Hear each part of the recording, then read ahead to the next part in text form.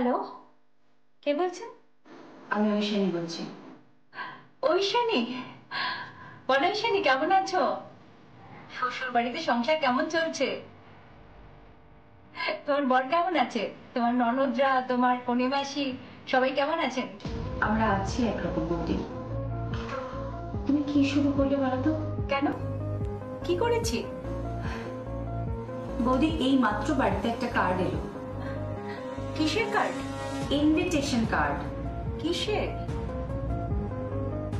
কোনো party throw করেছো বোধহয়, সংকল্পর জন্য। পার্টি? আমি তো কোনো পার্টির কথা জানি না। আমি তো দেখতে পাচ্ছি কার্ডের মধ্যে অন্য একটা মেয়ের নাম। একসঙ্গে সংকল্পর নাকি এনগেজমেন্ট হবে, তারপরে বিয়ে হবে। বৌদি, আমি বলছি তুমি কি শুরু করেছো বলো তো এসব? ঐশানী, আমি পার্টির কথা কিছু জানি না। তাহলে পার্টির অ্যারেঞ্জমেন্ট কে করেছে? আর তার স্পর্ধাই বা কি করে হয়? আর তাছাড়া সংকল্প তো বিবাহিত, ওর আবার কি করে বিয়ে হয় বলো তো?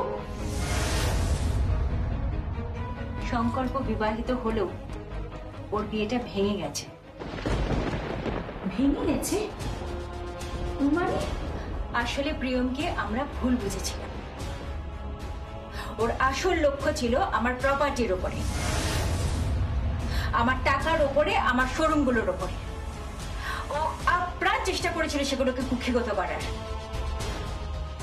শেষমেশ সুভাষের সঙ্গে ওর একটা ডিল হয়। 50 লক্ষ টাকা নিয়ে ও ডিভোর্স পেপারে সই করেছে।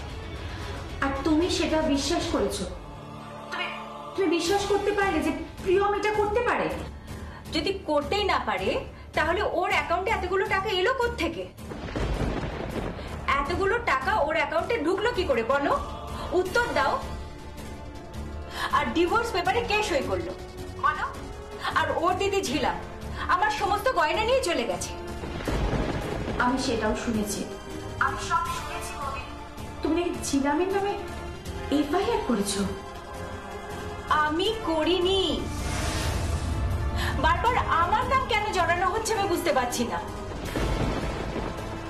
আমি এসবের বিন্দু বিসর্গ জানি না। ওইখানে আমি তো সবে সুস্থ হলাম। আমি তো স্বপ্নেও ভাবিনি যে আমি আমার নিজের পায়ে দাঁড়াতে পারবো, আমি হেঁটে চলে বেড়াতে পারবো, আমি আবার নাচ করতে পারবো। ওইখানে আমি আবার নাচ করতে পারছি। কিন্তু বৌদি, তুমি আছো কোথায়? কোথায় আছো তুমি? ফিরে এসো, বাড়িতে ফিরে এসো। বৌদি, ওই বাড়িতে তোমাকে প্রয়োজন। তুমি কেন বুঝতে পারছো না বলো তো? সংসারে তোমাকে প্রয়োজন। সংসারটা তো তোমার। অন্যকে কেন সিদ্ধান্ত নিতে দিচ্ছ বৌদি? কেন? তুমি তো ছোটদাকে খুব ভালো করে জানো ও এক্স্যাক্টলি কেমন। বৌদি, আমি তোমাকে রিকোয়েস্ট করছি, তুমি ছোটদার কথা বিশ্বাস করে দয়া করে প্রিয়মের সাথে সম্পর্কটা খারাপ করো না প্লিজ। তুমি ওর কথা বিশ্বাস করো না। বৌদি, তোমার ছেলের জীবনটা এভাবে নষ্ট করো না। তোমার ছেলের অভাবে এভাবে জোর করে ওকে অন্য কারোর সাথে বিয়ে দিও না প্লিজ। ও মত দিয়েছে।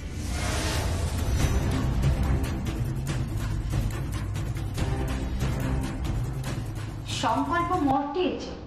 তুই কি করে জানলি?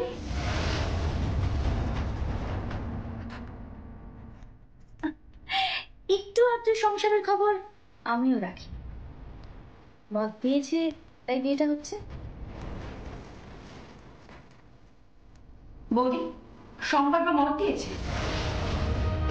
এসব কি হচ্ছে? কি বৌদি, এসব কি হচ্ছে বলো তো? আমি তো কিছু বুঝতে পারছি না। বৌদি, তুমি কি শুরু করেছো বলো তো? নিজের হাতে তৈরি সংসারটাকে এভাবে ভাবছো কেন? প্রিয়মকে তুমি কেন দাঁড়াচ্ছ? তারাইনি তো প্রিয়মকে। আর যেখানে ওর থাকা উচিত সেখানেই থাকছে প্রিয়ম। দোকানের কর্মচারী হয়ে কাজ করছে, এটা তোর জেনে রাখা উচিত। তুই একদম ইন্টারফেয়ার করবি না, একদম ইন্টারফেয়ার করবি না। বাই দ্য ওয়ে, তুই এখন এখানে পড়ে আছিস কেন?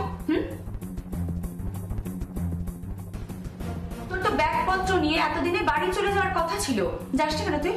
কোথা থেকে যাব? মানে এই বাড়ি থেকে?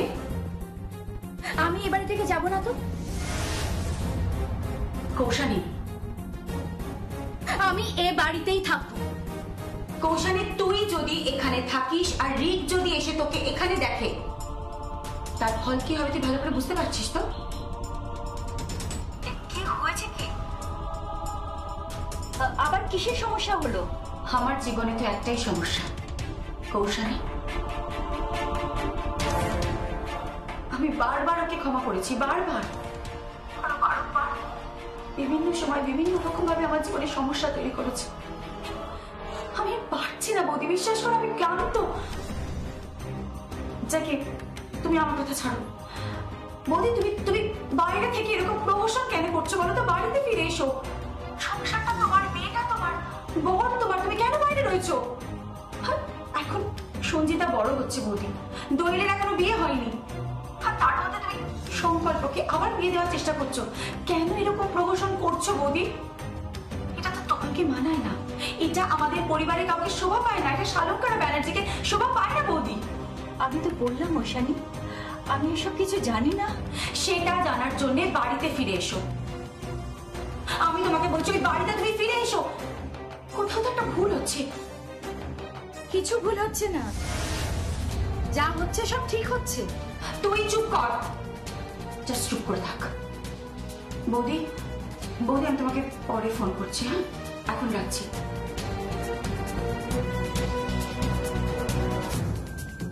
তুই এখানে কেন এসছিস? তুই এখনো এখানে কেন দাঁড়িয়ে আছিস? কেন যাচ্ছিস তুই এখান থেকে?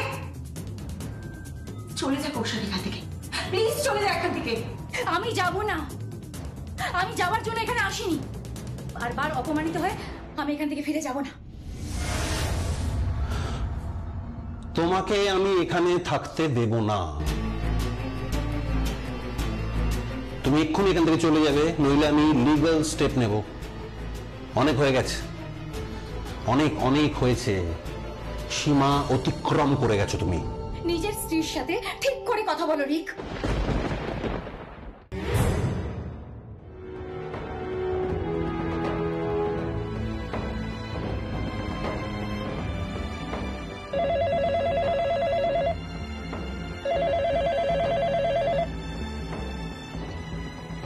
Hello, Shilai textile? Yes madam, may I help you? আপনি কোথা থেকে বলছেন? আমি একটু স্টোর ম্যানেজারের সঙ্গে কথা বলতে চাই। আগে উনি তো একটু বিজি আছেন, আপনি কিছুক্ষণ পরে ফোন করুন। তাহলে শোরুমে এখন আর কে আছে? আগে ম্যাডাম আমি আছি। আপনি কে? আমি প্রিয়ম ব্যানার্জি। প্রিয়ম তোমার কোনোদিন বউ হতে চাইনি, সে তোমার টাকা চেয়েছে, তোমার ব্যবসা চেয়েছে। ও মেয়ে কিন্তু বড় লোভী, মোটা টাকার বিনিময়েও কিন্তু ডিভোর্স পেপারটা সাইন করেছে। দিন রাত এক করে দেবো, শুধু অপেক্ষা করছে কবে আবার সেলাই টেক্সটাইল আমি আমার শাশুড়ি মাকে ফিরিয়ে দেবো। ওই বাড়িতে ফিরে যাবার পরে ব্যবসার সমস্ত দায়িত্ব আমি প্রিয়মের হাতে তুলে দিতে চাই। আমি তোমার শাশুড়ি মা না? হ্যাঁ মা, শাশুড়ি মাকে? ওই শাশুড়িটা আপনি বাদ দেন, আপনি আমার শুধু মা। আমি তখনই ফিরব যখন ওই বাড়ির দরজায় দাঁড়িয়ে আমি আমার বৌমাকে বরণ করতে পারব। স্ত্রী? কে স্ত্রী? আমি তোমার স্ত্রী। আবার আবার আবার তোমার মস্তিষ্কের বিকৃতি ঘটেছে নাকি? আবার নতুন করে কোনো চাল চালছো? আমি কোনো চাল চালছি না, লিগালি আমি তোমার স্ত্রী। আর বিবাহ বাসরে আমি বসে রয়েছি, তুমি আমার সিঁথিতে সিঁদুর দিচ্ছ, সে প্রমাণও আমার কাছে আছে। এবার সিঁদুরটা পরিয়ে দিন, লগ্ন যে পেরিয়ে যাচ্ছে।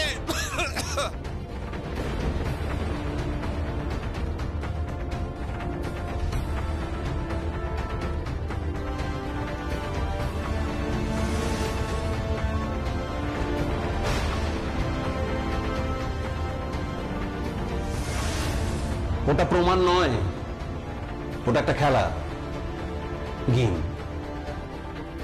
তোমাদের মতো মেয়েরা সংসার শুধু ভাঙতে শিখেছ, গড়তে নয়। যাও যাও যাও, আরে যাও, চলে যাও এখান থেকে।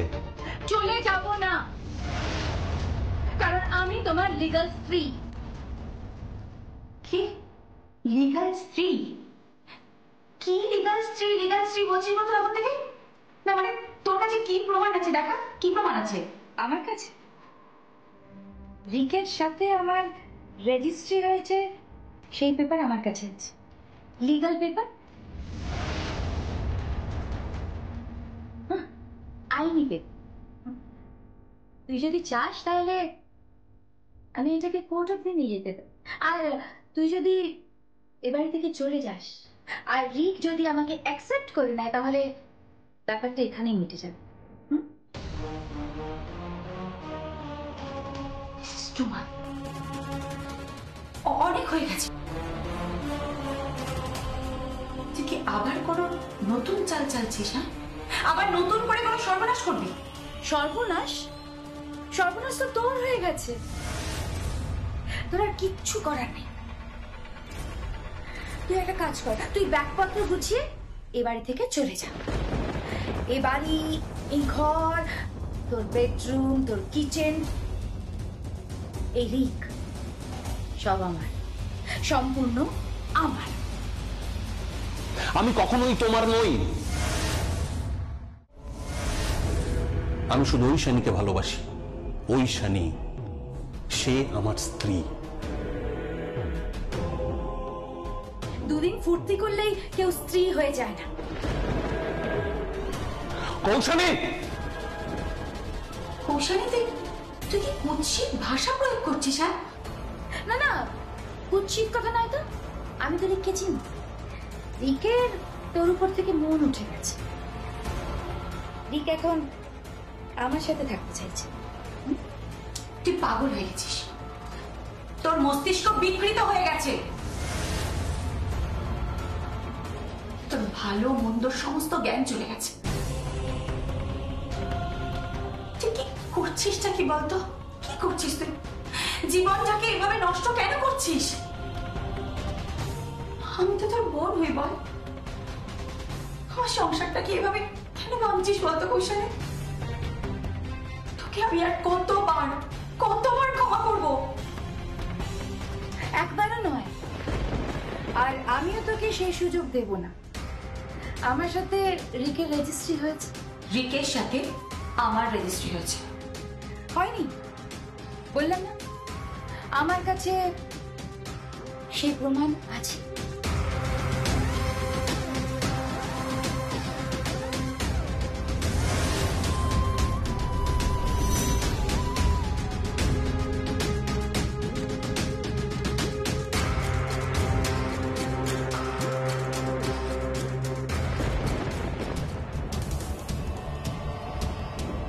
কি দেখছো কৌশানী, কি দেখছো?